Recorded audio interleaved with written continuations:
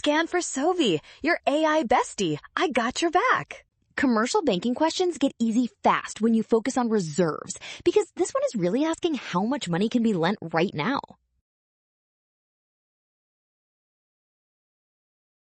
Start with required reserves, which means take the bank's deposits from the balance sheet and multiply by the 20% reserve ratio, because that portion must stay in the bank.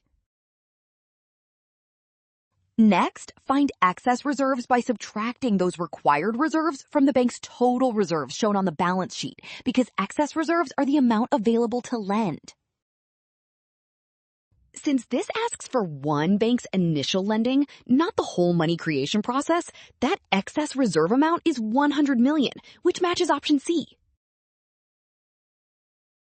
Well done. Option C. Scan now. Avoid rushing signs or extra multipliers. Trust the given balance sheet and check each reserve step carefully.